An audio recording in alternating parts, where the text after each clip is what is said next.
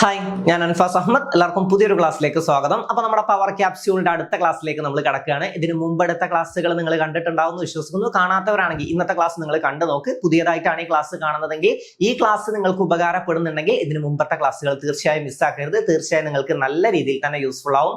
ഓരോ ക്ലാസ്സുകളും നല്ല രീതിയിൽ തന്നെ കണ്ട് പഠിച്ച് മനസ്സിലാക്കുക. കണ്ടാൽ മതി, നിങ്ങൾ പഠിച്ച് മനസ്സിലാക്കിക്കോളും. ഓരോ ക്ലാസ്സുകളും കാണുമ്പോൾ തന്നെ പറ്റുന്ന അത്രയും നിങ്ങൾ അവിടെ നിന്ന് തന്നെ പഠിച്ചു പോകും. അപ്പോൾ തീർച്ചയായും മിസ്സാക്കരുത്. ഓരോ ചെറിയ പോയിന്റും ഇമ്പോർട്ടൻ്റ് ആണ്. നമ്മൾ പവർ ക്യാപ്സ്യൂളിൽ ഡിസ്കസ് ചെയ്യുന്ന ഓരോ ചെറിയ പോയിന്റും ഇമ്പോർട്ടൻ്റ് ആണ്. ഞാൻ ഓരോ ക്ലാസ്സിലും പറയുന്നുണ്ട്. അത്രയും ഇമ്പോർട്ടൻസ് കൊടുത്ത് തന്നെ പഠിക്കുക. അപ്പോൾ ക്ലാസ്സുകൾ മിസ്സാക്കരുത്. നമുക്ക് ക്ലാസ്സിലേക്ക് കിടക്കാം. ക്ലാസ്സിലേക്ക് കിടക്കുന്നതിന് മുമ്പ് നിങ്ങളെ ജസ്റ്റ് ബോധിപ്പിക്കാൻ വേണ്ടി പഠിക്കല്ലാന്ന് നിങ്ങൾ ഉറപ്പുവരുത്തണം. അതായത് എല്ലാ ദിവസവും ഞാൻ പഠിക്കുന്നുണ്ട് എന്നൊരു ഉറപ്പ് മാത്രമല്ല, ഞാൻ പ്രോപ്പറായിട്ട് പഠിക്കുന്നുണ്ട് എന്നൊരു ഉറപ്പ് നിങ്ങൾക്ക് ഉണ്ടാവണം. അതായത് നിങ്ങൾ കൃത്യമായിട്ട് സിലബസിലെ ഓരോ ഭാഗങ്ങളും ഞാൻ കവർ ചെയ്യുന്നുണ്ട്, പഠിച്ച കാര്യങ്ങളൊക്കെ എനിക്ക് ആൻസർ ചെയ്യാൻ കഴിയുന്നുണ്ട് എന്നതൊക്കെ നിങ്ങൾ ഉറപ്പാക്കേണ്ട കാര്യങ്ങളാണ്. ഓക്കെ, ജസ്റ്റ് പഠിച്ചാൽ മാത്രം പോരാ. നിങ്ങൾ നിങ്ങളെ പറ്റിക്കുന്നത് പോലെ ആവരുത് ലാസ്റ്റ്.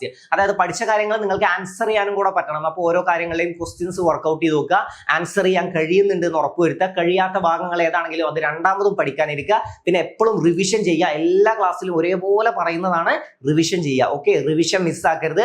ഓരോ ആഴ്ചയിലും ഒരു ദിവസം അറ്റ്ലീസ്റ്റ് റിവിഷന് മാറ്റി വെക്കുക. ഇനി ആഴ്ചയിൽ ഒരു ദിവസം കിട്ടാത്തവരാണെങ്കിൽ മാസത്തിൽ ഇതുവരെ പഠിച്ച മുഴുവൻ കാര്യങ്ങളും നിങ്ങൾ എന്തായാലും റിവിഷൻ ചെയ്യുക. ഓരോ കാര്യങ്ങളും എനിക്ക് പെർഫെക്റ്റ് ആണെന്ന് നിങ്ങൾ ഉറപ്പുവരുത്തണം.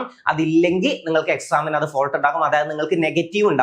നിങ്ങൾ പഠിച്ച കാര്യങ്ങളിൽ നിങ്ങൾക്ക് നെഗറ്റീവ് വരുമ്പോൾ അത് നല്ല രീതിയിൽ മനസ്സിനെ ബാധിക്കും. ഓക്കെ, ആ സമയത്ത് നിങ്ങൾക്ക് ആകെ എക്സാം മൊത്തം കയ്യിൽ നിന്ന് പോകും. ഏതെങ്കിലും ഒരു ക്വസ്റ്റ്യൻ അങ്ങനെ തെറ്റിപ്പോയാൽ മതി, ഞാൻ പഠിച്ച കാര്യമാണല്ലോ ദൈവം എന്ന് പറഞ്ഞിട്ട് അത് തെറ്റിച്ച് കളയും. ഓക്കെ, അപ്പൊ അങ്ങനെ തെറ്റാതിരിക്കാനാണ് പഠിച്ച കാര്യം പെർഫെക്റ്റ് ആക്കി വെച്ചിട്ട് പോവുക. നിങ്ങൾക്ക് ഉറപ്പുണ്ടാവണം, ഞാൻ പഠിച്ച കാര്യങ്ങൾ എനിക്ക് പെർഫെക്റ്റ് ആണ്, എനിക്ക് എന്ത് വന്നാലും തെറ്റില്ല എന്ന ഉറപ്പ് നിങ്ങൾക്ക് ഉണ്ടാവണം. ഓക്കെ, പിന്നെ മടി വരരുത്. മടി വരുന്നത് ഞാൻ എപ്പോഴും പറയും, നിങ്ങൾ എന്തിനിത് തുടങ്ങിയെന്ന് നിങ്ങൾ മറക്കുന്നത് കൊണ്ടാണ് നിങ്ങൾക്ക് മടി വരുന്നത്, അല്ലേ? തുടങ്ങാൻ ഒരു കാരണം ഉണ്ടാവും. ഞാൻ എന്തൊക്കെ നേടിയെടുക്കും എന്നൊരു വിശ്വാസത്തിലാണ് ഞാൻ തുടങ്ങിയത്. എനിക്ക് എന്നോടുള്ള വിശ്വാസം നഷ്ടപ്പെട്ടതുകൊണ്ടാണ് എനിക്ക് മടി ഉണ്ടാവുന്നത്. ഇനി ഞാൻ പഠിച്ചിട്ട് കാര്യമില്ലാന്ന് തോന്നിപ്പോണതൊക്കെ എനിക്ക് എന്നോടുള്ള ഒരു വിശ്വാസം നഷ്ടപ്പെട്ടതുകൊണ്ടാണ്. അപ്പൊ ആ വിശ്വാസം പോരുത്. നിങ്ങൾക്ക് നിങ്ങളുടെ മേൽ നല്ല വിശ്വാസം ഉണ്ടാവണം. നല്ല രീതിയിൽ തന്നെ പഠിച്ച് മുന്നോട്ട് പോകണം. നിങ്ങൾക്ക് എന്തായാലും നേടാൻ കഴിയും. ഓക്കെ, ഇതുപോലെ കഷ്ടപ്പെട്ട് പഠിച്ചത് തന്നെയാണ് ഇതുവരെയും നേടിയിട്ടുള്ളത്. ചരിത്രത്തിൽ നോക്കിയാലും, അതായത് ഇതുവരെ കഴിഞ്ഞു പോയ ഓരോ ലിസ്റ്റുകൾ നോക്കിയാലും, ജസ്റ്റ് ഒന്ന് കയറി ചെന്ന് ഒരു എക്സാം അറ്റൻഡ് ചെയ്ത് പോയവരല്ല റാങ്ക് ലിസ്റ്റിൽ വന്ന് ആദ്യത്തെ റാങ്കുകളിൽ ഇടം പിടിച്ചത്. നല്ല രീതിയിൽ കഷ്ടപ്പെട്ടവരാണ്. അപ്പൊ നിങ്ങൾ കഷ്ടപ്പെടണം. ഓക്കെ, അപ്പൊ നിങ്ങൾ ഈ റിസൾട്ടിന് വേണ്ടി കഷ്ടപ്പെടണം. ഈ റിസൾട്ടിനെ പറ്റി ആലോചിച്ചാൽ നിങ്ങൾ എത്ര വേണമെങ്കിലും നിങ്ങൾ കഷ്ടപ്പെടും. അതായത് റിസൾട്ട് വരുന്ന ദിവസം, ഈ റിസൾട്ട് വന്ന് അതിൽ റാങ്ക് ലിസ്റ്റിൽ നിങ്ങൾ അതിലുണ്ടാവുന്ന ആ ദിവസം, റാങ്ക് നിങ്ങളുടെ പേര് കാണുന്നത് നിങ്ങൾ ചിന്തിച്ചു നോക്കുക. അത് കഴിഞ്ഞിട്ട് നിങ്ങൾക്ക് അപ്പോയിന്റ്മെന്റ് ലെറ്റർ കിട്ടുന്നതിനെ പറ്റി നിങ്ങൾ ചിന്തിച്ചു നോക്കുക. ഓക്കെ, അപ്പൊ ഈ സാധനങ്ങൾ എപ്പോഴും മൈൻഡിൽ ഉണ്ടാവണം. എപ്പോഴും നിങ്ങൾ കിട്ടുന്നതിനെ പറ്റി, ഇത് കഴിഞ്ഞിട്ടുള്ള റിസൾട്ട് എന്താണെന്ന് ആലോചിക്കുക. അപ്പൊ അതിനുവേണ്ടി നിങ്ങൾ കഷ്ടപ്പെടും. ഈ കുറച്ച് മാസങ്ങൾ അല്ലെങ്കിൽ കുറച്ച് ദിവസങ്ങൾ നിങ്ങൾ കഷ്ടപ്പെട്ട് കഴിഞ്ഞാൽ നിങ്ങൾക്ക് ഉണ്ടാവുമ്പോൾ ജീവിതത്തിൽ ഒരു മാറ്റമുണ്ട്. ആ മാറ്റത്തിനെ പറ്റി നിങ്ങൾ ആലോചിക്കുക. ഓക്കെ, അപ്പൊ നല്ല രീതിയിൽ പഠിക്കുക. എന്തായാലും ഓൾ ദ ബെസ്റ്റ്. ഓരോ ദിവസവും കിട്ടുന്ന അത്രയും സമയം നല്ല രീതിയിൽ യൂട്ടിലൈസ് ചെയ്യുക. നല്ല രീതിയിൽ യൂട്ടിലൈസ് ചെയ്യുക. എന്തെങ്കിലും പഠിക്കാനല്ല, കിട്ടുന്ന ഓരോ ചെറിയ സമയത്തെയും നല്ല രീതിയിൽ മാത്രം യൂട്ടിലൈസ് ചെയ്യുക. ഏറ്റവും വേണ്ട കാര്യങ്ങൾ, ഏറ്റവും കൂടുതൽ നിങ്ങൾക്ക് മാർക്ക് സ്കോർ ചെയ്യാൻ ചാൻസ് ഉള്ള കാര്യങ്ങൾ, നിങ്ങൾക്ക് പറ്റുന്ന അബദ്ധങ്ങൾ മാറ്റിയെടുക്കാനൊക്കെയാണ് നിങ്ങളുടെ ടൈം നിങ്ങൾ യൂട്ടിലൈസ് ചെയ്യേണ്ട. ഓക്കെ, ചിലപ്പോൾ നിങ്ങൾക്ക് ഹിസ്റ്ററി ഭയങ്കര എളുപ്പമാവും, അതേസമയം ജോഗ്രഫി നിങ്ങൾക്ക് വലിയ ഇഷ്ടം ഉണ്ടാവില്ല. അപ്പൊ ഈ ജോഗ്രഫിനെ മാറ്റി നിർത്തിയിട്ട് ഹിസ്റ്ററി മാത്രം എല്ലാ ദിവസവും പഠിച്ചു കഴിഞ്ഞാൽ നിങ്ങൾ പ്രോപ്പറായിട്ട് റാങ്കിൽ എത്തില്ല. ഓക്കെ, അത് നിങ്ങളൊരു സമാധാനിപ്പിക്കലാണ്. എനിക്ക് പഠിക്കാൻ കഴിയുന്നുണ്ട്, അതായത് എനിക്ക് ഇതിൽ നല്ല മാർക്ക് കിട്ടും, അതായത് ഹിസ്റ്ററി ഞാൻ നന്നായി പഠിക്കുന്നുണ്ട്. നിങ്ങൾ നന്നായി പഠിക്കാൻ കഴിയുന്ന ഭാഗങ്ങൾ മാത്രം പഠിച്ചു പോയാൽ നിങ്ങൾക്ക് നല്ല റാങ്ക് കിട്ടില്ല, അതൊരു ഉറപ്പാണ്. ഓക്കെ, അപ്പൊ അത് നിങ്ങൾ മനസ്സിലാക്കിക്കോ. നിങ്ങൾ നിങ്ങളെ പറ്റിക്കുന്നുണ്ടോ എന്നൊന്ന് ടെസ്റ്റ് ചെയ്ത് നോക്കുക. ഓക്കെ, നിങ്ങൾ നിങ്ങളെ തന്നെ പറ്റിക്കരുത്. ഓക്കെ, അപ്പൊ കിട്ടാത്ത ഭാഗങ്ങൾ ഏതൊക്കെയെന്ന് മനസ്സിലാക്കി, ജോഗ്രഫി, സയൻസ്, കറണ്ട് അഫയേഴ്സ്, ഇതിൽ ഏതൊക്കെയാണ് പ്രശ്നങ്ങൾ നിങ്ങൾ മനസ്സിലാക്കിയെടുക്കുക. ആ പ്രശ്നങ്ങളുള്ള ഭാഗത്തിലേക്കാണ് കൂടുതൽ സമയം കൊടുക്കേണ്ടത്. പലരും ചെയ്യുന്ന ഒരു ഫോൾട്ടാണ്, അറിയുന്ന ഭാഗം നല്ല അരിച്ചു വെറുക്കി പഠിക്കും, അതിന്റെ ഓരോ അടിവേരും പഠിച്ചിട്ടുണ്ടാവും, പക്ഷെ അറിയാത്ത ഭാഗം തൊട്ട് നോക്കിയിട്ടുണ്ടാവില്ല. കാരണം അത് പഠിക്കാൻ ഒരു ഇൻട്രസ്റ്റ് കുറവുകൊണ്ടാണ്. ഓക്കെ, അപ്പൊ ഇൻട്രസ്റ്റ് പോകരുത്. ആ സാധനം കൂടെ പഠിച്ചാലേ നിങ്ങൾക്ക് റാങ്ക് കിട്ടുള്ളൂ. അതിന് അത്രയും വലിയൊരു റോൾ ഉണ്ട്. ഓക്കെ, ഈ എക്സാമിൽ ഓരോ സബ്ജക്റ്റിനും കൃത്യമായ റോൾ ഉണ്ട് എന്ന് മനസ്സിലാക്കുക. പൊട്ടനാക്കരുത്. നിങ്ങളെ തന്നെ പൊട്ടനാക്കരുത്, അല്ലെങ്കിൽ പൊട്ടത്തിയാക്കരുത്. ഓക്കെ, അപ്പൊ നിങ്ങളെയാണ് പറ്റിക്കുന്നത്, വേറെ ആരും നിങ്ങൾ പറ്റിക്കുന്നില്ല. ഓക്കെ, നിങ്ങൾ വേറുള്ളവരുടെ മുമ്പിൽ ചിലപ്പോൾ പഠിക്കുന്ന ഒരാളാവും, വീട്ടുകാരുടെ മുമ്പിൽ നിങ്ങൾ നന്നായി പഠിക്കുന്ന, നന്നായി പ്രിപ്പയർ ചെയ്യുന്ന ഒരാളാവും. പക്ഷേ ശ്രദ്ധിക്കണം, പഠിച്ച കാര്യങ്ങൾ തന്നെ പിന്നെയും പഠിക്കരുത്. കിട്ടാത്ത കാര്യങ്ങൾ പഠിക്കണം. ഓക്കെ, പുതിയ പുതിയ കാര്യങ്ങൾ പഠിക്കണം. അതിനോടൊപ്പം പഴയ കാര്യങ്ങൾ പ്രോപ്പറായിട്ട് ബെസ്റ്റ് ആയിട്ട് റിവിഷൻ ചെയ്യണം. അതൊരു ഉറപ്പാവണം. ഞാൻ പഠിച്ച കാര്യങ്ങൾ എനിക്ക് ഒരു ഡൗട്ടും ഇല്ല, ഞാൻ എന്തായാലും മാർക്ക് നേടും എന്നൊരു വിശ്വാസം നിങ്ങൾക്ക് ഉണ്ടാവണം. ഓക്കെ, അപ്പൊ നല്ല രീതിയിൽ പഠിച്ചു പോവാം. എന്തായാലും നിങ്ങൾക്ക് റാങ്ക് കിട്ടും. ഒന്ന് ആലോചിച്ച് നോക്കും, റാങ്ക് നിങ്ങൾക്ക് കിട്ടും. ആ ഒരു ഉറപ്പ് നിങ്ങൾക്ക് ഉണ്ടാക്കുക. ഓക്കെ, നല്ല രീതിയിൽ റാങ്ക് കിട്ടും, ഞാൻ എന്തായാലും ഈ ജോലിയിൽ പ്രവേശിക്കും എന്നൊരു ഉറപ്പിലൂടെ പഠിക്കുക. അപ്പൊ അതിനു വേണ്ടി ചെയ്യേണ്ടതൊക്കെ നിങ്ങൾ ചെയ്തോളും. ഓക്കെ, അപ്പൊ ഒരിക്കൽ കൂടെ ഓൾ ദ ബെസ്റ്റ്. നമുക്ക് ക്ലാസ്സിലേക്ക് കടക്കാം. ക്ലാസ്സിലേക്ക് കടക്കുന്നതിന് മുമ്പ് BFA ആരെങ്കിലും പ്രിപ്പയർ ചെയ്യുന്നുണ്ടെങ്കിൽ നമ്മുടെ വില്ലേജ് ഫീൽഡ് അസിസ്റ്റന്റിന്റെ ബാച്ച് നമ്മൾ സ്റ്റാർട്ട് ചെയ്തിട്ടുണ്ട്. ഉടനെ ക്ലോസ് ചെയ്യും. അപ്പൊ അതിൽ ജോയിൻ ചെയ്യാൻ ഇൻട്രസ്റ്റ് ഉള്ളവരാണെങ്കിൽ, അതായത് നല്ല രീതിയിൽ പഠിച്ച് നല്ല റാങ്ക് വാങ്ങണം എന്ന് ഇൻട്രസ്റ്റ് ഉള്ളവരാണെങ്കിൽ താഴെ കൊടുത്തിരിക്കുന്ന നമ്പറിൽ മെസ്സേജ് അയച്ച് ബാച്ചിന്റെ ഫുൾ ഡീറ്റെയിൽസ് ചോദിച്ചറിയുക. ശേഷം ബാച്ചിൽ ജോയിൻ ചെയ്യുക. അതുപോലെ തന്നെ നമ്മൾ SCRTയുടെ ക്ലാസ് തുടങ്ങുമെന്ന് പലരും ചോദിച്ചിട്ടുണ്ടായിരുന്നു. SCRT ബൂസ്റ്റർ എന്ന് പറഞ്ഞൊരു കോഴ്സ് നമ്മൾ എത്രയും പെട്ടെന്ന് സ്റ്റാർട്ട് ചെയ്യും. അപ്പൊ അതിന്റെ ഡീറ്റെയിൽസ് ഒക്കെ അറിയാൻ വേണ്ടിയിട്ട് നമ്മുടെ ഡിസ്ക്രിപ്ഷനിൽ ടെലഗ്രാം ഗ്രൂപ്പ് ഉണ്ട്. ടെലഗ്രാം ഗ്രൂപ്പിൽ ജോയിൻ ചെയ്യുക. അപ്പൊ നമ്മൾ എന്തെങ്കിലും അപ്ഡേറ്റ്സ് ഉണ്ടെങ്കിൽ നമ്മുടെ ടെലഗ്രാമിൽ അറിയിക്കുന്നതാണ്. SCRT ബൂസ്റ്റർ എന്തായാലും ഉടനെ തന്നെ സ്റ്റാർട്ട് ചെയ്യും. അപ്പൊ എത്രയും പെട്ടെന്ന് ജോയിൻ ചെയ്യാൻ, ആദ്യം തന്നെ ജോയിൻ ചെയ്യുന്നവർക്ക് എന്തായാലും ഓഫർ ഉണ്ടാവും. അപ്പൊ ആ ഓഫറിൽ തന്നെ നിങ്ങൾക്ക് കയറണം എന്ന ആഗ്രഹം ഉണ്ടെങ്കിൽ താഴെ എടുത്തിരിക്കുന്ന ടെലഗ്രാമിൽ, അതായത് ഡിസ്ക്രിപ്ഷനിൽ ടെലഗ്രാം ചാനൽ കൊടുത്തിട്ടുണ്ട്, അതിൽ ജോയിൻ ചെയ്യുക. പിന്നെ ബാച്ച് തുടങ്ങുമ്പോൾ എത്രയും പെട്ടെന്ന് തന്നെ അംഗമാവാൻ ശ്രമിക്കുക. SCRT ബൂസ്റ്ററിൽ നമ്മൾ ഉദ്ദേശിക്കുന്നത് എന്തെന്ന് കൂടെ ഇപ്പൊ പറഞ്ഞു തരാം. SCRT പാഠഭാഗങ്ങൾ ഫുള്ള് നിങ്ങൾക്ക് അരിച്ചു പെറുക്കി പറഞ്ഞു തരുന്നതിന് പകരം ഏറ്റവും പ്രധാനപ്പെട്ട കാര്യങ്ങൾ മാത്രം, ഏറ്റവും പ്രധാനപ്പെട്ട ഓരോ പാഠത്തിൽ നിന്നും ഏറ്റവും പ്രധാനപ്പെട്ട പോയിന്റ്സ് നമ്മൾ സെലക്ട് ചെയ്ത് നിങ്ങൾക്ക് എത്തിച്ചു തരികയാണ്. ഏകദേശം 20-25 ക്ലാസ് ഉണ്ടാവും. അതിൽ ന്യൂ SCRT പെടും, ഓൾഡ് ആദ്യം ന്യൂ SCRT ആണ് നിങ്ങൾക്ക് തീർത്ത് തരിക. അതിനുശേഷം ഓൾഡ് SCRT ഇൻക്ലൂഡ് ചെയ്യും. അതിനുശേഷം നമ്മൾ NCRTയിലെ കുറച്ച് ഭാഗങ്ങളും NCRTയിലെ പ്രധാനപ്പെട്ട 2-3 ക്ലാസ്സുകളും നിങ്ങൾക്ക് ഇൻക്ലൂഡ് ചെയ്ത് തരും. അതിൽ നിന്നും കുറച്ച് പോയിന്റ്സ് എടുക്കേണ്ടതുണ്ട്. അതായത് +2 ലെവൽ എക്സാമുകൾക്കൊക്കെ അധികം NCRTയിൽ നിന്നും ചോദ്യം വരുന്നുണ്ട്. അങ്ങനെ ഒരു 20-25 ക്ലാസ്സിലാവും നിങ്ങൾക്ക് ആ കോഴ്സ് ഉണ്ടാവുക. അത്രയും ക്ലാസ് ഉണ്ടാവുള്ളൂ. അത് ഒരുപാട് നീട്ടി വലിച്ച് നിങ്ങൾക്ക് ഒരുപാട് കാര്യങ്ങൾ ഇതൊക്കെ നിങ്ങൾ പഠിക്കണമെന്ന് പറഞ്ഞ് വാരിക്കൊടുന്ന് പൊട്ടിത്തരില്ല. ഏറ്റവും വേണ്ടപ്പെട്ട കാര്യങ്ങളാണ് നിങ്ങൾക്ക് എത്തിച്ചു തരുന്നത്. അപ്പൊ അതിന്റെയൊക്കെ ഡീറ്റെയിൽസ് അറിയണമെന്നുണ്ടെങ്കിൽ നമ്മുടെ ടെലഗ്രാം ചാനലിൽ ജോയിൻ ചെയ്യുക. എപ്പോഴാണ് നമ്മൾ സ്റ്റാർട്ട് ചെയ്യുന്നത്, എത്രയും പെട്ടെന്ന് സ്റ്റാർട്ട് ചെയ്യും. ഏകദേശം നമ്മുടെ ഒരു പകുതിയോളം കഴിഞ്ഞിട്ടുണ്ട്. ബാക്കി ഇങ്ങനെ കോഴ്സിൽ എത്തിച്ചു തരും. അപ്പൊ എത്രയും പെട്ടെന്ന് തന്നെ ടെലഗ്രാം ചാനലിൽ ജോയിൻ ചെയ്തിരുന്നോ, ഞാൻ അപ്ഡേറ്റ് ചെയ്യും. അപ്പൊ നമുക്ക് നേരെ നമ്മുടെ ക്ലാസ്സിലേക്ക് കിടക്കാം.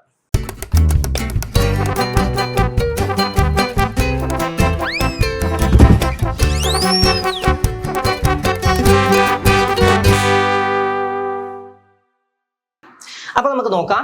ആദ്യം നമുക്ക് പഠിക്കാനുള്ളത് കഥാപാത്രങ്ങളും കൃതികളും. എപ്പോഴും വരുന്ന ചോദ്യമാണല്ലേ, ഓരോ കഥാപാത്രങ്ങളെ തന്നിട്ട് ഇത് ഏത് കൃതിയിലാണെന്ന് ചോദ്യം വരാറുണ്ട്, അല്ലെങ്കിൽ ആരുടെ കൃതിയിലാണെന്നൊക്കെ ചോദ്യം വരാറുണ്ട്. അപ്പൊ ഓരോ കഥാപാത്രങ്ങളും കൃതികളും അതിൽ തന്നെ ഏറ്റവും ഇമ്പോർട്ടന്റ് ആയി നിങ്ങൾ എന്തായാലും പഠിച്ചിരിക്കേണ്ടതൊക്കെ മാർക്ക് ചെയ്ത് പറഞ്ഞു തരാം. നമുക്ക് നോക്കാം.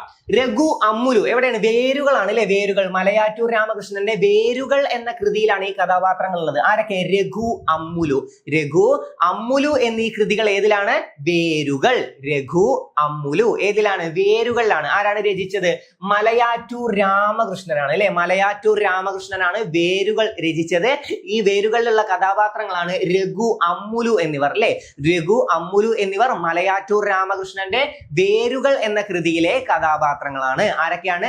രഘു അമ്മുലു. രഘു അമ്മുലു എന്നീ കഥാപാത്രങ്ങൾ വേരുകൾ എന്ന കൃതിയിലെ കഥാപാത്രങ്ങളാണ്. അത് രചിച്ചത് മലയാറ്റൂർ രാമകൃഷ്ണനാണ്.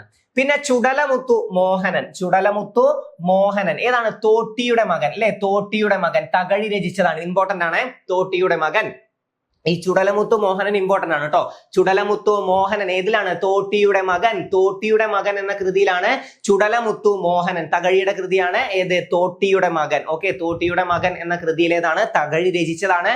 കഥാപാത്രങ്ങൾ ഏതൊക്കെ പഠിക്കണം? ചുടലമുത്തു മോഹനൻ. ചുടലമുത്തു മോഹനൻ എന്നിവർ ഏതിലേതാണ്? തോട്ടിയുടെ മകൻ എന്ന കൃതിയിലേതാണ്. തോട്ടിയുടെ മകൻ ആര് രചിച്ചതാണ്? തകഴി രചിച്ചതാണ് അല്ലെ. തകഴി. തകഴിയാണ് രചിച്ചത്. തകഴിക്ക് ജ്ഞാനപീഠം ലഭിച്ച വർഷം ചോദ്യം വരാറുണ്ട്. 1984 അല്ലെ. 1984 തകഴിക്ക് ജ്ഞാനപീഠം ലഭിച്ചത്. 1984. കുട്ടനാടിന്റെ കഥാകാരൻ എന്നറിയപ്പെടുന്നത് തകഴിയാണ് കേട്ടോ. പഠിച്ചു വെക്കുക. ഓക്കെ. പിന്നെ രവി അപ്പുക്കിളി ഇമ്പോർട്ടന്റ് ആണ്. ഈ അപ്പുക്കിളിയൊക്കെ എപ്പോഴും ചോദിക്കുന്ന ഒരു സാധനമാണ്. അപ്പുക്കിളി. അപ്പുക്കിളി ഏതാണ്? ഖസാക്കിന്റെ ഇതിഹാസം. ഖസാക്കിന്റെ ഇതിഹാസം OV വിജയൻ രചിച്ച ഖസാക്കിന്റെ ഇതിഹാസം. ഖസാക്കിന്റെ ഇതിഹാസം OV വിജയനാണ് രചിച്ചത്. അപ്പുക്കിളി ഏതിലെ കഥാപാത്രമാണ്? സ്ഥിരം PS റിപ്പീറ്റ് ചെയ്യുന്ന ഒരു കഥാപാത്രമാണ് അല്ലെ. അപ്പൊ അപ്പുക്കിളി ഏതാണ്? ഖസാക്കിന്റെ ഇതിഹാസം. അപ്പുക്കിളി ഖസാക്കിന്റെ ഇതിഹാസം. അപ്പുക്കിളി ഖസാക്കിന്റെ ഇതിഹാസം. രവി അപ്പുക്കിളി എന്നിവരാണ്. അതിൽ അപ്പുക്കിളി ഖസാക്കിന്റെ ഇതിഹാസം OV വിജയൻ അല്ലെ. OV വിജയനാണ് ഖസാക്കിന്റെ ഇതിഹാസം രചിച്ചത്. ഖസാക്കിന്റെ ഇതിഹാസം. ഖസാക്കിന്റെ ഇതിഹാസം OV വിജയൻ. പിന്നെ ബീരാൻ മായൻ ഏതാണ്? ഉമ്മാച്ചു. ഉറൂബ് രചിച്ച ഉമ്മാച്ചുവിലാണ് ബീരാൻ മായൻ എന്നിവർ. ബീരാൻ മായൻ എന്നിവർ ഉറൂബ് ഉറൂബ് രചിച്ച ഉമ്മാച്ചു എന്ന കൃതിയിലേതാണ്? ബീരാൻ മായൻ. അപ്പുക്കിളി ഏതിലാണ്? ഖസാക്കിന്റെ ഇതിഹാസം. അപ്പുക്കിളി ഖസാക്കിന്റെ ഇതിഹാസം രചിച്ചത് OV വിജയൻ. OV വിജയനാണ് രചിച്ചത്. ഖസാക്കിന്റെ ഇതിഹാസം രചിച്ചത് OV വിജയൻ. അതിലേതാണ്? അപ്പുക്കിളി എന്ന കഥാപാത്രം. ബീരാൻ മായൻ, ഉമ്മാച്ചു. ഉറൂബ് രചിച്ച ഉമ്മാച്ചു എന്ന കൃതിയിലേതാണ്? ബീരാൻ മായൻ എന്നീ കഥാപാത്രങ്ങൾ അല്ലെ. ബീരാൻ മായൻ എന്നീ കഥാപാത്രങ്ങൾ ഉമ്മാച്ചുവിലേതാണ്? ആരാണ് രചിച്ചത്? ഉറൂബാണ് രചിച്ചത്. ഉറൂബ്. പിന്നെ കോയ, അറബി പൊന്ന്. ഓക്കെ, അറബി പൊന്ന് എന്ന കൃതിയിലേതാണ്? കോയ. അറബി പൊന്ന് MTയും NP മുഹമ്മദുമാണ് രചിച്ചത്. ഓക്കെ. പിന്നെ ചന്ദ്രിക, മദനൻ രമണൻ. ഓക്കെ, രമണൻ. അതിൽ രമണൻ എന്നൊരു കഥാപാത്രം ഉണ്ട്. അത് രമണൻ സിമ്പിൾ ആയിട്ട് നമുക്ക് കണക്ട് ആവും. ചങ്ങമ്പുഴ രചിച്ചതാണ് രമണൻ. അപ്പൊ രമണൻ ഏതിലെ കഥാപാത്രമാണെന്ന് ചോദിച്ചാൽ രമണനിലെ കഥാപാത്രമാണ്. പിന്നെ മദനൻ, ചന്ദ്രിക, മദനൻ എന്നിവർ ഏതിലേതാണ്?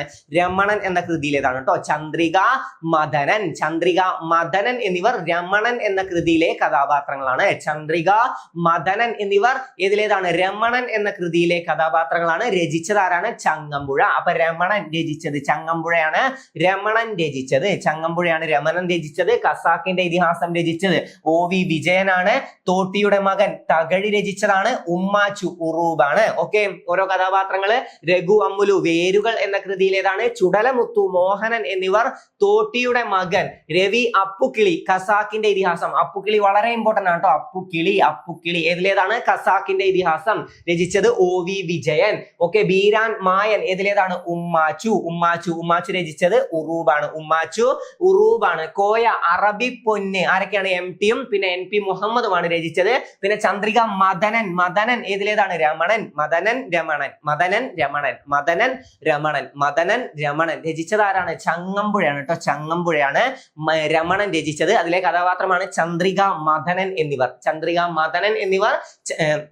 രമണൻ എന്ന കൃതിയിലെ കഥാപാത്രങ്ങളാണ് രചിച്ചത് ചങ്ങമ്പുഴയാണ്. പിന്നെ ചുടലമുത്തു ഏതാണ്? തോട്ടിയുടെ മകൻ എന്ന കൃതിയിലെ കഥാപാത്രമാണ് ചുടലമുത്തു. അപ്പുക്കിളി ഖസാക്കിന്റെ ഇതിഹാസം. പിന്നെ മായൻ, ഉമ്മാച്ചു ഇതൊക്കെ ഇമ്പോർട്ടന്റ് ആയിട്ട് എന്തായാലും അറിഞ്ഞിരിക്കണ്ടേ. ചുടലമുത്തു, അപ്പുക്കിളി, മായൻ, പിന്നെ അതുപോലെ തന്നെ മദനൻ. ഓക്കെ, മദനൻ ഇതൊക്കെ എന്തായാലും പഠിച്ചു വെക്കാം. മദനൻ രമണനിലേതാണ്. പിന്നെ അപ്പുക്കിളി ഖസാക്കിന്റെ ഇതിഹാസം, ചുടലമുത്തു തോട്ടിയുടെ മകൻ, പിന്നെ രഘു അമ്മുലു വേരുകൾ, മായൻ ഉമ്മാച്ചു. ഓക്കെ, അടുത്തത് നോക്കാം. അടുത്തത് അപ്പുണ്ണി കോന്തുണ്ണി. ഏതിലാണ്? നാലുകെട്ട് അല്ലെ. MTയുടെ നാലുകെട്ട് എന്ന കൃതിയിലെ കഥാപാത്രങ്ങളാണ് അപ്പുണ്ണി കോന്തുണ്ണി ഏതിലേതാണ്? നാലുകെട്ട് എന്ന കൃതിയിലെ കഥാപാത്രങ്ങളാണ്. MT വാസുദേവൻ നായരുടെ നാലുകെട്ട് എന്ന കൃതിയിലെ കഥാപാത്രങ്ങളാണ് അപ്പുണ്ണി കോന്തുണ്ണി എന്നിവർ നാലുകെട്ട് എന്ന കൃതിയിലെ കഥാപാത്രങ്ങളാണ്. അപ്പുണ്ണി കോന്തുണ്ണി എന്നിവർ നാലുകെട്ട് എന്ന കൃതിയിലെ കഥാപാത്രങ്ങളാണ്. രചിച്ചത് MT ആണ് അല്ലെ. നാലുകെട്ട് രചിച്ചത് ആരെന്ന് ചോദ്യം വന്ന MT ആണ്. അതായത് നാലുകെട്ടിലെ കഥാപാത്രങ്ങളാണ് അപ്പുണ്ണി കോന്തുണ്ണി എന്നിവർ. പിന്നെ മജീദ് സുഹറ, ഇതും ഇമ്പോർട്ടന്റ് ആണ്. മജീദ് സുഹറ ബാല്യകാല സഖിയിലേതാണ് അല്ലെ. ബഷീറിന്റെ ബാല്യകാല സഖി മജീദ് സുഹറ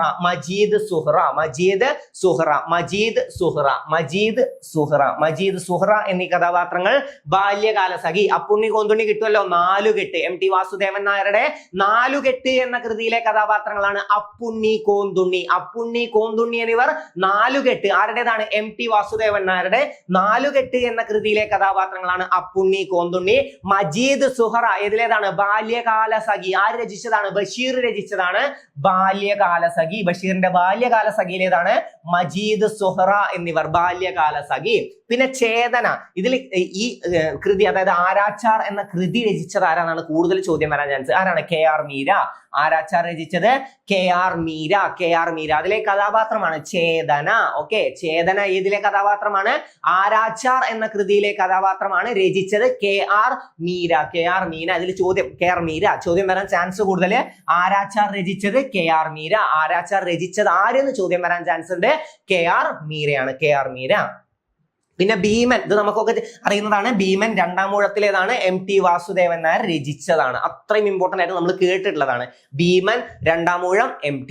ഇത് ഇമ്പോർട്ടന്റ് ആണ്, ചോദ്യം വരും. ഭീമൻ രണ്ടാം ഊഴം MT. ഭീമൻ രണ്ടാം ഊഴം എന്ന കൃതിയിലെ കഥാപാത്രമാണ് MT വാസുദേവൻ നായർ രചിച്ചതാണ്.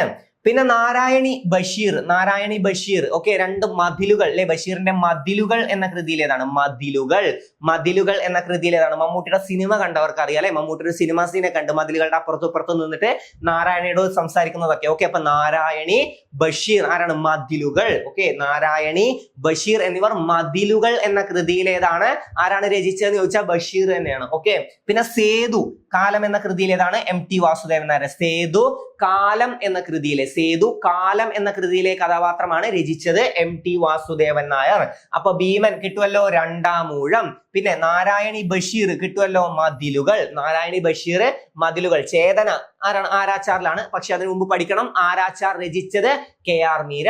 പിന്നെ മജീദ് സുഹറ, രണ്ടും ഇമ്പോർട്ടന്റ് ആണ്, ബാല്യകാല സഖി. പിന്നെ അപ്പുണ്ണി കോന്തുണ്ണി നാലുകെട്ട്. മജീദ് സുഹറ ഇതിലാണ്. മജീദ് സുഹറ ബാല്യകാല സഖി രചിച്ചത് ആരെന്നും പഠിച്ചു വെക്കണം, ബഷീറാണ് ബാല്യകാല സഖി രചിച്ചത്. അതുപോലെ തന്നെ മതിലുകൾ രചിച്ചത് ആരെന്ന് ചോദ്യം വന്നാലും ബഷീറാണ്. ആരാച്ചാർ രചിച്ചത് KR മീരയാണ്, അതും പഠിച്ചു വെക്കുക. ഓക്കെ, പിന്നെ രണ്ടാം ഊഴം MTയുടേതാണ്. അടുത്തത് കർണൻ ഏതിലാണ്? ഇനി ഞാൻ ഉറങ്ങട്ടെ. PK ബാലകൃഷ്ണന്റെ ഇനി ഞാൻ ഉറങ്ങട്ടെ എന്ന കൃതിയിലെ കഥാപാത്രമാണ് കർണൻ. ഓക്കെ, ഇനി ഞാൻ ഉറങ്ങട്ടെ PK ബാലകൃഷ്ണന്റേതാണ്, PK ബാലകൃഷ്ണൻ. ഓക്കെ, പിന്നെ പപ്പു ഇമ്പോർട്ടന്റ് ആണ്. പപ്പു ഏതാണ്? ഓടയിൽ നിന്ന് P കേശവദേവ് രചിച്ച ഓടയിൽ നിന്ന് എന്ന കൃതിയിലെ കഥാപാത്രമാണ് പപ്പു. ഓക്കെ, പപ്പു ഓടയിൽ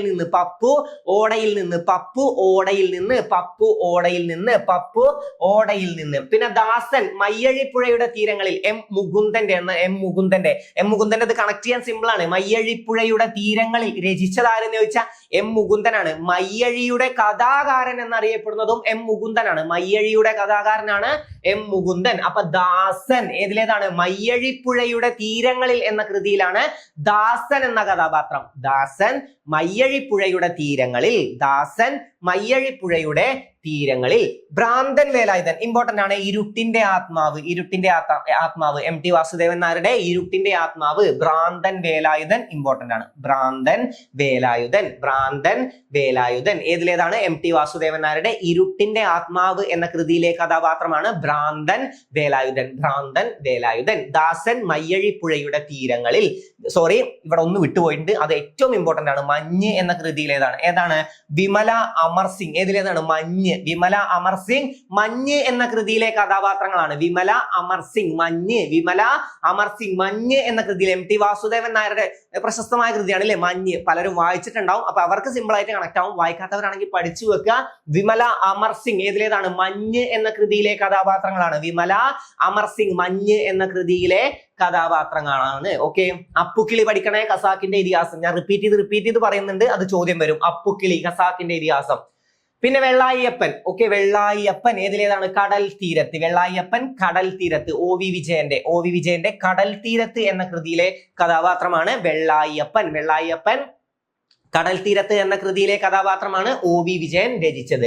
നജീബ് അല്ലെ, നജീബ് ഏതാണ്? ആടുജീവിതം. നജീബ് മുഹമ്മദ് ആടുജീവിതം. ബെന്യാമിന്റെ ആടുജീവിതത്തിലാണ് നജീബ് മുഹമ്മദ്. പിന്നെ ചിരുത നജീബ് പിന്നെ നമുക്ക് കിട്ടും, പലരും ഇത് കണ്ടതാവുമല്ലോ, ഗോട്ട് ലൈഫ് അല്ലെ, ആടുജീവിതം കണ്ടതാവും. അപ്പൊ അതിൽ പലർക്കും നജീബ് എന്നുള്ള പേര് കണക്ട് ആവും. ഓക്കെ, നജീബ് ഇമ്പോർട്ടന്റ് ആണ് കേട്ടോ. നജീബ് ഇമ്പോർട്ടന്റ് ആണ്. വെള്ളായപ്പൻ കടൽ തീരത്ത്. പിന്നെ ചിരുത രണ്ടിടങ്ങഴി അല്ലെ, തകഴിയുടെ രണ്ടിടങ്ങഴിയിൽ ഏതാണ്? ചിരുത രണ്ടിടങ്ങഴി. പിന്നെ ഖദീജ സുന്ദരികളും സുന്ദരന്മാരും. ഉറൂബിന്റെ സുന്ദരികളും സുന്ദരന്മാരും എന്ന കൃതിയിലാണ് ഏത്? ഖദീജ. സുന്ദരികളും സുന്ദരന്മാരും എന്ന കൃതി കേട്ടിട്ടുണ്ടോ? സുന്ദരികളും സുന്ദരന്മാരും മുമ്പ് എവിടെയെങ്കിലും കേട്ടിട്ടുണ്ടോ? നമ്മൾ മലബാർ കലാപവുമായി ബന്ധപ്പെട്ട് പഠിക്കുമ്പോൾ ബന്ധപ്പെട്ട് സുന്ദരികളും സുന്ദരന്മാരും എന്ന കൃതി രചിച്ചത് ആരെന്ന് ചോദ്യം വന്ന ഉറൂബാണ്. കുമാരനാശാൻ രചിച്ച കൃതി ചോദിക്കാറുണ്ട്. മലബാർ കലാപവുമായി ബന്ധപ്പെട്ട് ദുരവസ്ഥ എന്ന കൃതി രചിച്ചത് ആരാണ്? കുമാരനാശാനാണ് കേട്ടോ. ഓക്കെ, രണ്ടും പഠിച്ചു വെക്കുക. സുന്ദരികളും സുന്ദരന്മാരും ഉറൂബ് രചിച്ചതാണ്. അതിലെ കഥാപാത്രമാണ് ഖദീജ. പിന്നെ മണ്ടൻ മൂത്താപ്പ ഏതാണ്? മുച്ചീട്ടു കളിക്കാരന്റെ മകൾ. ബഷീറിന്റേതാണ് മുച്ചീട്ടു കളിക്കാരന്റെ മകൾ എന്ന കൃതി. അതിലെ കഥാപാത്രമാണ് മണ്ടൻ മൂത്താപ്പ. മുച്ചീട്ടു കളിക്കാരന്റെ മകൾ. ഖദീജ സുന്ദരികളും സുന്ദരന്മാരും. ചിരുത രണ്ടിടങ്ങഴി. നജീബ് ആടുജീവിതം കിട്ടും. വെള്ളായപ്പൻ കടൽ തീരത്ത്. ഓക്കെ, അപ്പൊ അത്രയും ജസ്റ്റ് ഒന്ന് അറിഞ്ഞു വെക്കുക. ഇത്രയും കാര്യങ്ങൾ ഇമ്പോർട്ടന്റ് ആണ്, അത്രയൊക്കെ എന്തായാലും അറിഞ്ഞു വെക്കുക. അതിൽ തന്നെ ഞാൻ മാർക്ക് ചെയ്ത് കാണിച്ചു തരുന്നുണ്ട് ചിലത്, അത് അത്രയും ഇമ്പോർട്ടൻസ് കൊടുത്ത് തന്നെ പഠിക്കുക. അടുത്ത നമുക്ക് പദാർത്ഥങ്ങളും ആസിഡുകളും നോക്കാം. ചോദ്യം വരുന്ന ഒരു ഭാഗമാണ് അല്ലെ, പദാർത്ഥങ്ങളും ആസിഡും. ഓരോന്നിലും അടങ്ങിയിരിക്കുന്ന ആസിഡ് ഏതെന്ന് ചോദ്യം വരാറുണ്ട്. നമുക്ക് പഠിച്ചാലോ? പറ്റുന്ന അത്രയും ഞാൻ കണക്ഷൻ തരാം കേട്ടോ. ആപ്പിൾ മാലിക് ആസിഡ് ആണ്. Apple malic acid. Okay, apple malic acid ആണ്. ഇതിൽ മാലി വെച്ച് കണക്ട് ചെയ്യുക, മാല വെച്ച് കണക്ട് ചെയ്യുക. മാലി എന്നല്ല, മാല വെച്ചിട്ടൊന്ന് കണക്ട് ചെയ്യുക. മാല നമ്മൾ മുത്തുകൾ കോർത്തിട്ടാണ് എന്തുണ്ടാക്കുക? മാല ഉണ്ടാക്കുക. അപ്പൊ ആപ്പിളുകൾ കോർത്തിട്ടൊരു മാല മനസ്സിൽ കണക്ട് ചെയ്യോ? അതായത് ജസ്റ്റ് കണക്ട് ചെയ്ത് വെച്ചാൽ മതി. നിങ്ങൾക്ക് ഓപ്ഷൻ കാണുമ്പോൾ നിങ്ങൾക്ക് ആൻസർ കിട്ടും. ഓക്കെ, അതിന് വേണ്ടിയിട്ടാണ് ഓപ്ഷൻ കണ്ടാൽ നിങ്ങൾക്ക് എന്തെങ്കിലും കണക്ഷൻ മനസ്സിൽ വരാൻ വേണ്ടിയിട്ടാണ്. ആപ്പിളിന്റെ മാല എന്ന് ആലോചിച്ചാൽ മതി. ആപ്പിളുകൾ കോർത്ത് ഒരു മാല ഉണ്ടാക്കുന്നത് ആലോചിച്ചാൽ മതി. ആപ്പിളുകൾ കോർത്ത് മാല ഉണ്ടാക്കുക. അപ്പൊ മാലിക് ആസിഡ്, മാല വെച്ച് കണക്ട് ചെയ്യാം. Malic acid. ഓക്കെ, ആപ്പിളിൽ മാലിക് ആസിഡ് ആണ്. ആപ്പിൾ മാലിക് ആസിഡ് എങ്ങനെ കണക്ട് ചെയ്യണം? ആപ്പിളിന്റെ മാല എന്ന് കണക്ട് ചെയ്യണം അല്ലെ. ആപ്പിളിന്റെ മാല, ആപ്പിളുകൾ കോർത്ത് മാല ഉണ്ടാക്കുന്നത് കണക്ട് ചെയ്യുക. പിന്നെ പുളി മുന്തിരി ടാർട്ടാറിക് ആസിഡ് ആണ്. പുളി മുന്തിരി ടാർട്ടാറിക് ആസിഡ്. ഈ പുളി അല്ലെങ്കിൽ മുന്തിരി തിന്നു കഴിഞ്ഞാൽ നമ്മുടെ പല്ല് എങ്ങനെ ഉണ്ടാവും? വല്ല ടാറ് കൊണ്ട് പല്ല് തേച്ച പോലെ ഉണ്ടാവും അല്ലേ. അപ്പൊ നമ്മൾ ചോദിക്കും, നീ ടാറ് കൊണ്ടാണോ പല്ല് തേക്കുന്നത്? മറ്റേതോ സിനിമയിലുണ്ടല്ലോ, ആട് സിനിമയിലാണെന്ന് തോന്നുന്നു, അതിലുണ്ടല്ലോ. ഈ സിനിമകളിൽ ഒരുപാട് കണക്ഷൻ ഉണ്ടാവും. നമുക്ക് എങ്ങനെയൊക്കെ കണക്ട് ചെയ്ത് വെക്കാൻ പറ്റുന്ന ഒരുപാട് കാര്യങ്ങൾ സിനിമയിൽ ഉണ്ടാവും. ഓക്കെ, അപ്പൊ അങ്ങനെ കണക്ട് ചെയ്യാൻ നോക്കുക. സിനിമ അല്ലാതെ വെറുതെ ഇരുന്ന് കാണാനല്ല, ഞാൻ ജസ്റ്റ് കണക്ഷൻ ഉണ്ടാവും പറഞ്ഞതാണ്. പലതും സിനിമയിൽ നിന്നും നമുക്ക് പഠിക്കാണ്ട്. ഓക്കെ, അപ്പോ പുളി മുന്തിരി ഏതാണ്? Tartaric acid. പുളി മുന്തിരി ടാർട്ടാറിക് ആസിഡ്. അപ്പൊ പുളി അല്ലെങ്കിൽ മുന്തിരി തിന്നു കഴിഞ്ഞാൽ പല്ല് എങ്ങനെ ഉണ്ടാവും? ടാറ് കൊണ്ട് പല്ല് തേച്ച പോലെ ഉണ്ടാവും. ഓക്കെ, ടാറ് കൊണ്ട് പല്ല് തേച്ച പോലെ ഉണ്ടാവും. ആലോചിക്കുക, എന്ത് തിന്നാ? പുളി അല്ലെങ്കിൽ മുന്തിരി തിന്നു കഴിഞ്ഞാൽ, പുളി അല്ലെങ്കിൽ മുന്തിരി കുറെ തിന്നു കഴിഞ്ഞാൽ ടാറ് കൊണ്ട് പല്ല് തേച്ച പോലെ ഉണ്ടാവും. അപ്പൊ ടാർട്ടാറിക് ആസിഡ്. മാലിക് ആസിഡ് എവിടെയാണ്? മാല. എന്തുകൊണ്ട് മാല? ആപ്പിൾ കൊണ്ട് മാല. അപ്പൊ മാലിക് ആസിഡ് അല്ലെ. മാലിക് ആസിഡ് ആണ് ആപ്പിളിൽ എന്താണ്? മാലിക് ആസിഡ് ആണ്. പിന്നെ തക്കാളിയിൽ ഓക്സാലിക് ആസിഡ് ആണ്. തക്കാളിയിൽ എന്താണ്? Oxalic acid. തക്കാളിയിൽ ഓക്സാലിക് ആസിഡ് ആണ്.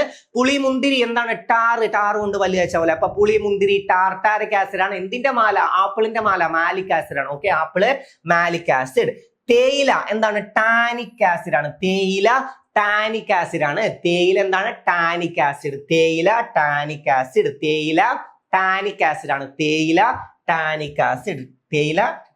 ആസിഡ്. പിന്നെ ഉറുമ്പ്, തേനീച്ച എന്നിവയിൽ എന്താണ്? ഫോമിക് ആസിഡ് ആണ്. ഉറുമ്പ്, തേനീച്ച, ഫോമിക് ആസിഡ്. തേയില ടാനിക് ആസിഡ്. തക്കാളി ഓക്സാലിക് ആസിഡ്. തക്കാളി എന്താണ്? Oxalic acid. തക്കാളിയിലെ ഓക്സാലിക് ആസിഡ് ആണ്. പുളി മുന്തിരി എന്താണ്? പുളി മുന്തിരി പല്ല് തേച്ചാൽ ടാറ്. ഓക്കെ, ടാർട്ടാറിക് ആസിഡ് എന്തിന്റെ മാല? ആപ്പിളിന്റെ മാല. അപ്പൊ ആപ്പിളിൽ മാലിക് ആസിഡ്. ഓക്കെ, പിന്നെ ഓക്സാലിക് ആസിഡ് ഏതിലാണ്? തക്കാളിയിലാണ് ഓക്സാലിക് ആസിഡ്. തേയിലയിലെ ടാനിക് ആസിഡ് ആണ്. പിന്നെ ഉറുമ്പ്, തേനീച്ച എന്നിവരിൽ ഫോമിക് ആസിഡ്. ഓക്കെ, ഉറുമ്പ്, തേനീച്ച, ഫോമിക് ആസിഡ്. ഇത് ഇമ്പോർട്ടന്റ് ആണ്. ഉറുമ്പ് ഏതാണ്? ഫോമിക് ആസിഡ് ആണ് കേട്ടോ. ഉറുമ്പ് ഫോമിക് ആസിഡ് ആണ്. പിന്നെ പുളി മുന്തിരി tartaric acid. Okay, apple malic acid. അപ്പൊ ഉറുമ്പ്, തേനീച്ച എന്നിവരിലെ ഫോമിക് ആസിഡ് ആണ്. തേയില ടാനിക് ആസിഡ്. അടുത്തത് നാരങ്ങ, ഓറഞ്ച് എന്നിവയിൽ എന്താണ്? നാരങ്ങ, orange citric acid. Okay, citric acid ആണ്. നാരങ്ങ, ഓറഞ്ച് എന്നിവയിൽ. നാരങ്ങ ചോദ്യം വരാറുണ്ട്. നാരങ്ങയിൽ അടങ്ങിയിരിക്കുന്ന ആസിഡ് ഏതാണ്? സിട്രിക് ആസിഡ് ആണ്. ഓക്കെ, നാരങ്ങയിൽ അടങ്ങിയിരിക്കുന്ന ആസിഡ് സിട്രിക് ആസിഡ് ആണ്. നാരങ്ങയിൽ അടങ്ങിയിരിക്കുന്നത് ഏതാണ്? നാരങ്ങ, ഓറഞ്ച് രണ്ടും ഒരുപോലെയുള്ളൂ. നാരങ്ങ, ഓറഞ്ച് ഏതാണ്? സിട്രിക് ആസിഡ് ആണ്. ഓക്കെ, നാരങ്ങ, ഓറഞ്ച് സിട്രിക് ആസിഡ്. തൈര്, മോര് ഏതാണ്? ലാക്റ്റിക് ആസിഡ് ആണ്. തൈര്, മോര് എന്നിവയിൽ അടങ്ങിയിരിക്കുന്നത് ലാക്റ്റിക് ആസിഡ് ആണ്. പാലിൽ നിന്ന് ചോദ്യം വന്നാലും ഏതാണ്? ലാക്റ്റിക് ആസിഡ് ആണ് കേട്ടോ. പാലിൽ ചോദ്യം വന്നാലും ഏതാണ്? ലാക്റ്റിക് ആസിഡ് ആണ്. അപ്പൊ തൈര്, മോര്, പാല് ലാക്റ്റിക് ആസിഡ് ആണ്. Lactic acid. ഓക്കെ, അപ്പൊ നാരങ്ങ, ഓറഞ്ച് സിട്രിക് ആസിഡ്. അടുത്ത ഇമ്പോർട്ടന്റ് ആയത് വിനാഗിരി ഏതാണ്? അസറ്റിക് ആസിഡ് ആണ്. വിനാഗിരിയിൽ അസറ്റിക് ആസിഡ് ആണ് അല്ലെ. വിനാഗിരിയിൽ എന്താണ്? അസറ്റിക് ആസിഡ് ആണ്. യൂറിൻ, സിമ്പിൾ ആണ്, യൂറിക് ആസിഡ് അവിടെ തന്നെ ഉണ്ട്, യൂറിൻ യൂറിക് ആസിഡ്. പിന്നെ സോഡാജലം ഏതാണ്? കാർബോണിക് ആസിഡ് ആണ്, കാർബോണിക് ആസിഡ്. സോഡാജലത്തിലെ കാർബോണിക് ആസിഡ് ആണ്, സോഡാജലത്തിൽ കാർബോണിക് ആസിഡ് ആണ്, സോഡാജലത്തിൽ കാർബോണിക് ആസിഡ് ആണ്. നാരങ്ങ ഓറഞ്ച് സിട്രിക് ആസിഡ് ആണ്, സിട്രിക് ആസിഡ്. ഏതിലാണ്? Malic acid. ആലോചിച്ച് നോക്കും, മാലിക് ആസിഡ് കണക്ട് ചെയ്യാൻ പറ്റുന്നുണ്ടോ? Malic acid. എന്തുകൊണ്ട് മാല? ആപ്പിൾ കൊണ്ട് മാല. ഓക്കെ. പിന്നെ എന്തുകൊണ്ട് പല്ല് തേച്ചാലുണ്ട്? ടാർ പോലെ. അപ്പൊ ടാർട്ടാറിക് ആസിഡ് എന്തിലൊക്കെ ഉണ്ട്? ടാർട്ടാറിക്, പുളി, മുന്തിരി എന്നിവയിൽ ടാർട്ടാറിക് ആസിഡ് ആണ്. നാരങ്ങ ഓറഞ്ച് സിട്രിക് ആസിഡ് ആണ്. ഓക്കെ. തൈര് മോര് ലാക്റ്റിക് ആസിഡ്. പാലിന്ന് ചോദ്യം വന്നാലും ലാക്റ്റിക് ആസിഡ് ആണ്, ലാക്റ്റിക് ആസിഡ്. ഓക്കെ. പല്ലിന്റെ ഇനാമൽ നശിക്കാൻ കാരണമാകുന്നു എന്നൊക്കെ നമുക്ക് പഠിക്കാണ്ട് കേട്ടോ, ലാക്റ്റിക് ആസിഡ്. ഓക്കെ. പല്ലിന്റെ ഇനാമൽ നശിക്കാൻ. ഓക്കെ. അപ്പൊ ലാക്റ്റിക് ആസിഡ്, തൈര് മോര്.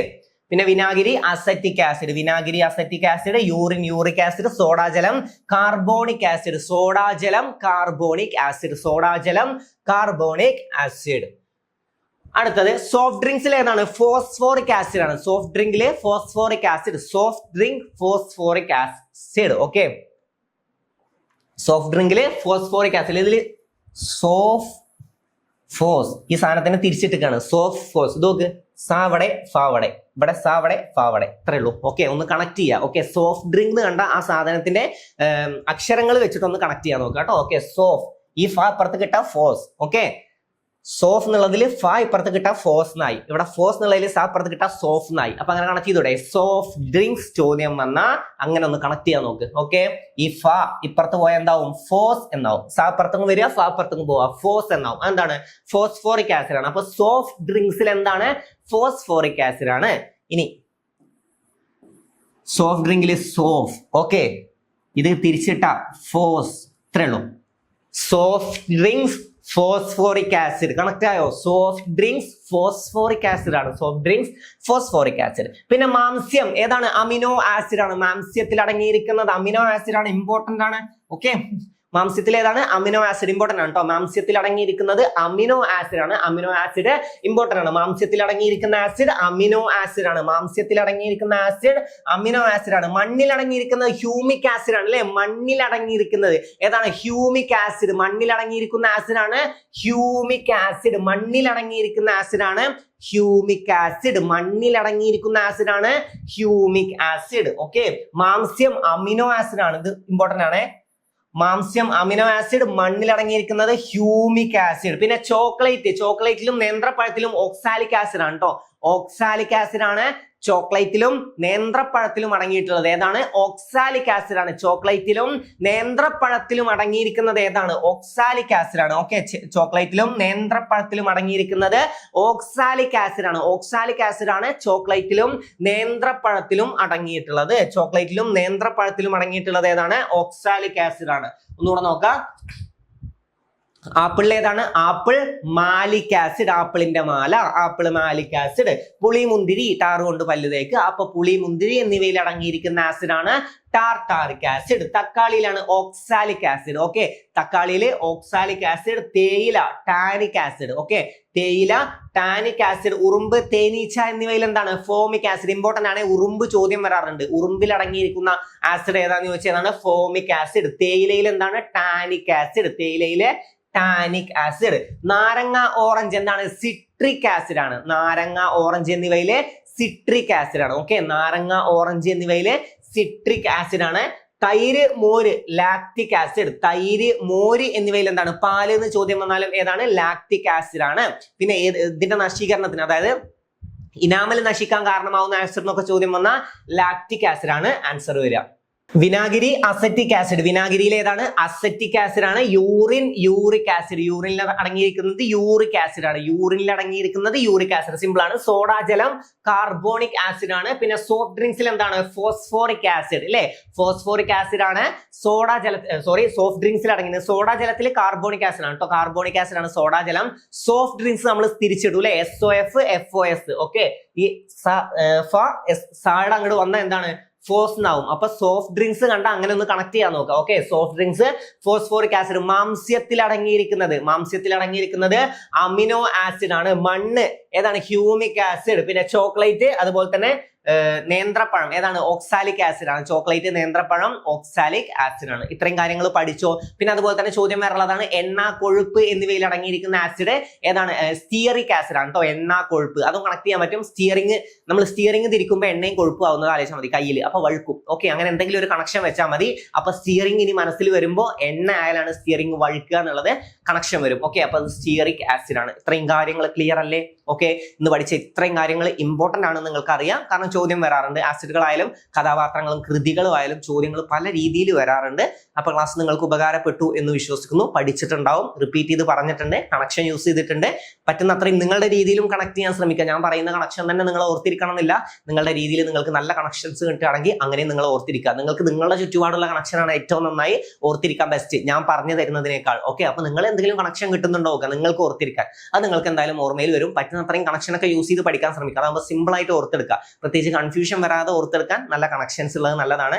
അപ്പൊ നല്ല രീതിയിൽ പഠിക്കുക, പഠിച്ച കാര്യങ്ങൾ റിപ്പീറ്റ് ചെയ്യുക. ജസ്റ്റ് പഠിച്ചു പോയാൽ മാത്രം പോരാ. ഞാൻ പറഞ്ഞ പോലെ സിലബസ് ഒക്കെ ഒന്ന് പ്രിന്റ് ഔട്ട് എടുത്ത് ഞാൻ ഇത്രയും കാര്യങ്ങളൊക്കെ പഠിച്ചിട്ടുണ്ടോ, ഓരോ കാര്യങ്ങളും ഞാൻ പഠിച്ചു പോകുന്നുണ്ടല്ലോ എന്നൊക്കെ ഉറപ്പ് വരുത്തുക. നല്ല രീതിയിൽ പഠിച്ചു പോവുക. റാങ്ക് നേടാനുള്ളതാണ്. വെറുതെ പോയി എക്സാം അറ്റൻഡ് ചെയ്യാൻ വേണ്ടിയുള്ള പഠിത്തമല്ല, അതിന് വേണ്ടിയുള്ള സമയങ്ങളെയല്ല അപ്പൊ നിങ്ങൾ ചെയ്യുന്നത്. ഓക്കെ, അപ്പൊ ഒരു ഉറപ്പിന് വേണ്ടിയിട്ടാണ്. അപ്പൊ ആ ഉറപ്പ് നിങ്ങൾക്ക് ഉണ്ടാവണം. അതിന് നിങ്ങൾ സിലബസ് പ്രിന്റ് ഔട്ട് എടുത്ത് ഓരോന്നും ടിക്ക് ചെയ്ത് പോവുക. പഠിക്കാത്ത ഭാഗങ്ങൾ ഏതൊക്കെയെന്ന് കണ്ടുപിടിക്കുക. ഇതെല്ലാം കഴിഞ്ഞ് ആ പ്രിന്റ് ഔട്ട് എടുത്ത സിലബസ് ഏകദേശം കവർ ആയി കഴിഞ്ഞാൽ നിങ്ങൾ എക്സാംസ് അറ്റൻഡ് ചെയ്ത് നോക്കുക. ഓക്കെ, എക്സാംസ് അറ്റൻഡ് ചെയ്ത് അപ്പോഴും നിങ്ങൾക്ക് കിട്ടും നിങ്ങൾ പഠിക്കാത്ത കുറച്ച് ഭാഗങ്ങൾ. അപ്പൊ എക്സാം ഒക്കെ നല്ല രീതിയിൽ അറ്റൻഡ് ചെയ്യുക. ജസ്റ്റ് പഠിച്ചാൽ മാത്രം പോരാ, പഠിച്ച ഭാഗങ്ങളിൽ നിന്നുള്ള ചോദ്യങ്ങൾ നല്ല രീതിയിൽ ആൻസർ ചെയ്യാൻ പറ്റുന്നുണ്ടോ, അല്ലെങ്കിൽ പഠിച്ച ഭാഗങ്ങൾ നിങ്ങൾക്ക് പെർഫെക്റ്റ് ആണ് എന്നുള്ള ഉറപ്പ് നിങ്ങൾക്ക് ഉണ്ടാവണം. ഓക്കെ, അതിന് നിങ്ങൾ പഠിച്ച കാര്യങ്ങൾ റിപ്പീറ്റ് ചെയ്യണം, റിവിഷൻ ചെയ്യണം. നല്ല കാര്യങ്ങൾ റിപ്പീറ്റ് ചെയ്ത് പഠിച്ചാലേ അത് നിങ്ങൾക്ക് പെർഫെക്റ്റ് ആവുള്ളൂ. എങ്കിലേ നിങ്ങൾക്ക് ചോദ്യം വന്ന ഒരു കൺഫ്യൂഷനും കൂടാതെ, അതായത് എന്ത് സ്റ്റേറ്റ്മെന്റ് വന്നാലും ഇത് അതല്ല എന്നൊരു ഉറപ്പിൽ നിങ്ങൾക്ക് ആൻസർ ചെയ്യാൻ പറ്റണമെങ്കിൽ അത് നിങ്ങൾക്ക് പെർഫെക്റ്റ് ആയിട്ട് പഠിച്ചിട്ടുണ്ടാവണം. അതിന് നല്ല രീതിയിൽ റിപ്പീറ്റ് ചെയ്യണം, അല്ലെങ്കിൽ റിവിഷൻ ചെയ്യാൻ വേണം. നല്ല രീതിയിൽ റിവിഷൻ ഉണ്ടാവണം. റിവിഷന്റെ പ്രാധാന്യം ഉറപ്പാണ് നിങ്ങൾക്ക് പലർക്കും ഇപ്പൊ അറിയില്ല. ഞാൻ പറയുന്നത് പറ്റുന്ന അത്രയും ഉള്ളിൽ കയറ്റാൻ ശ്രമിക്കുക. അതായത് റിവിഷൻ ഞാൻ വെറുതെ ഇട്ട് പുലമ്പുന്നതല്ല, ഞാൻ വെറുതെ എന്തെങ്കിലും നിങ്ങളോട് പറഞ്ഞു തരുന്നതല്ല. ഈ റിവിഷന്റെ കാര്യം എക്സാം കഴിയുമ്പോൾ നിങ്ങൾക്ക് ഇതിന്റെ ഒരു പ്രാധാന്യം മനസ്സിലാവും. പക്ഷെ കഴിഞ്ഞിട്ട് മനസ്സിലായിട്ട് നിങ്ങൾക്ക് ഒരു ഉപകാരമില്ല, നഷ്ടം മാത്രമേ ഉണ്ടാവുള്ളൂ. ആ നഷ്ടം നിങ്ങൾക്ക് വരരുത് എന്ന് മനസ്സിൽ തട്ടി പറയാണ്. നിങ്ങൾ ആലോചിക്കുക, എന്തെങ്കിലും കാരണമല്ലാതെ ഞാൻ എല്ലാ ക്ലാസ്സിലും ഇത് വന്നിങ്ങനെ പറയില്ല. അപ്പൊ റിവിഷൻ ഇമ്പോർട്ടൻസ് കൊടുക്കുക, നല്ല രീതിയിൽ പഠിക്കുക, നല്ല റാങ്കോട് കൂടെ പാസ്സാവുക. ലൈഫൊക്കെ മാറ്റേണ്ടതല്ലേ? അപ്പോൾ വീട്ടുകാരെ പറ്റിയൊക്കെ ചിന്തിക്കുക. ആരൊക്കെ സന്തോഷിപ്പിക്കാനുണ്ട് അവരെ പറ്റിയൊക്കെ ചിന്തിക്കുക. അവരുടെ സന്തോഷത്തെ പറ്റി ആലോചിക്കുക. നിങ്ങൾ കാരണം അവർ ഒരു ദിവസം ഒരു ദിവസത്തേക്കുള്ളതല്ല, അത് ഒരുപാട് കാലത്തേക്ക് അവർക്ക് പറഞ്ഞു നടക്കാൻ അവർക്കതൊരു പ്രൗഡാണ്. അപ്പൊ അതിനെപ്പറ്റി ചിന്തിക്കുക. അവർ പ്രൗഡായിട്ട് നടക്കണം, നിങ്ങളുടെ പേരും പറഞ്ഞ് അവർ അത്രയും ഇതിൽ നടക്കണം എന്നുണ്ടെങ്കിൽ, അതായത് അത്രയും സൊസൈറ്റിയിൽ അവർക്കും ഒന്ന് തല ഉയർത്തി നടക്കണം എന്നുണ്ടെങ്കിൽ, അത് നിങ്ങൾ കാരണം സാധ്യമാവും എന്നുണ്ടെങ്കിൽ നിങ്ങൾ അത് സാധിച്ചു കൊടുക്കണം. ഓക്കെ, അപ്പൊ അവരുടെ പുഞ്ചിരി കാണാനും അവരുടെ ചിരി കാണാനും അവരുടെ പ്രൗഡ് മൊമെന്റ്, അത് നിങ്ങളുടെ ആയാലും അവരുടെ ആയാലും അതൊക്കെ കാണാൻ നിങ്ങൾ ആഗ്രഹിക്കുന്നുണ്ട്. അപ്പൊ ആ മൊമെന്റിനെ പറ്റി നിങ്ങൾ ചിന്തിക്കുക, അതിനു വേണ്ടി നിങ്ങൾ വർക്ക് ചെയ്യും. അപ്പം ഞാൻ ഒരുപാട് കഷ്ടപ്പെടുന്നുണ്ടെന്ന് തോന്നിപ്പിക്കാതെ ഈ കഷ്ടപ്പാടിന് ഒരു ഫലം ഉണ്ടാവും, ആ ഫലത്തിനെ പറ്റി ചിന്തിക്കുക. അന്ന് നിങ്ങൾ ഇതിലും കൂടുതൽ, അതായത് ഇത്രയും ഈ കഷ്ടപ്പാടിൻ്റെയൊക്കെ 10 100 ഇരട്ടിയായിട്ട് നിങ്ങൾ അന്ന് സന്തോഷിക്കും. ആ സന്തോഷത്തെ പറ്റി നിങ്ങൾ ചിന്തിക്കുക, നല്ല രീതിയിൽ വർക്ക് ചെയ്യുക, നല്ല രീതിയിൽ പഠിക്കുക, ഡൗട്ട്സ് ഉള്ളത് നല്ല രീതിയിൽ തന്നെ ക്ലിയർ ചെയ്ത് പോവുക. ഡൗട്ട്സ് ഒന്നും വെച്ചിട്ടിരിക്കണ്ട, ഡൗട്ട്സ് ഒക്കെ ക്ലിയർ ചെയ്ത് തന്നെ പോവുക. ചിലപ്പോൾ നിങ്ങൾക്കുള്ള ഡൗട്ട്സ് ആവും ചോദ്യമായിട്ട് വരിക. അപ്പൊ ഡൗട്ട്സ് ഒക്കെ എപ്പോഴും ക്ലിയർ ചെയ്ത് പോവുക, റിവിഷൻ ചെയ്യുക. റിവിഷൻ ചെയ്ത് കിട്ടാത്ത ഭാഗങ്ങൾ പിന്നെയും പോയി എടുത്ത് പഠിക്കുക. അത് കിട്ടുന്നില്ല, അത് അവിടെ കിടക്കട്ടെ എന്ന് പറഞ്ഞ് വിട്ട് കളയരുത്, ഓരോന്നും എടുത്തു വെച്ച് പഠിക്കുക. ഓക്കെ, റിവിഷൻ തീർച്ചയായിട്ടും ഉണ്ടാവണം. നിങ്ങൾക്ക് ആ സമയത്ത് നിങ്ങൾക്ക് ഒരു നെഗറ്റീവ് നിങ്ങൾക്ക് ഉണ്ടാവാൻ പാടില്ല. നിങ്ങൾ എല്ലാ കാര്യത്തിലും പെർഫെക്റ്റ് ആയിട്ട് ഒരു ടെൻഷനും ഇല്ലാതെ നിങ്ങൾക്ക് എക്സാം അറ്റൻഡ് ചെയ്യാൻ പറ്റണം. ഓക്കെ, റിക്വസ്റ്റ് ആയിട്ട് കൂട്ടിയാൽ മതി. അപ്പൊ ക്ലാസ് നിങ്ങൾക്ക് ഉപകരിച്ചു എന്ന് വിശ്വസിക്കുന്നു. പിന്നെ VFA ബാച്ചിൽ ജോയിൻ ചെയ്യാൻ ഇൻട്രസ്റ്റ് ഉള്ളവരാണെങ്കിൽ താഴെ കൊടുത്തിരിക്കുന്ന നമ്പറിൽ മെസ്സേജ് അയക്കാം. പിന്നെ SCRTയുടെ ഞാൻ പറഞ്ഞു, SCRT ബൂസ്റ്ററിന്റെ ഒരു കോഴ്സ് ഇപ്പോൾ അടുത്ത് തന്നെ സ്റ്റാർട്ട് ചെയ്യും. അപ്പൊ അതിലേക്ക് ജോയിൻ ചെയ്യാൻ ഇൻട്രസ്റ്റ് ഉള്ളവരാണെങ്കിൽ എത്രയും പെട്ടെന്ന് തന്നെ നമ്മുടെ ടെലഗ്രാം ചാനലിൽ ജോയിൻ ചെയ്യുക. അതിലാണ് ഞാൻ അപ്ഡേറ്റ് ചെയ്യുക. അപ്പോൾ ആദ്യം ജോയിൻ ചെയ്തവർക്ക് എന്തായാലും ഓഫർ ഉണ്ടാവും. അപ്പോൾ ഓഫർ പ്രൈസിൽ തന്നെ ജോയിൻ ചെയ്യാൻ ശ്രദ്ധിക്കുക. അപ്പോൾ അധികം ഒന്നും പറയുന്നില്ല, നമുക്ക് മറ്റൊരു ക്ലാസ്സുമായി നമുക്ക് വീണ്ടും കാണാം. ഇന്നത്തെ ക്ലാസ് നിങ്ങൾക്ക് ഉപകരിച്ചു എന്ന വിശ്വാസത്തിൽ ഞാൻ നിർത്തുകയാണ്. മറ്റൊരു ക്ലാസ്സുമായി നമുക്ക് വീണ്ടും കാണാം. Thank you and all the best.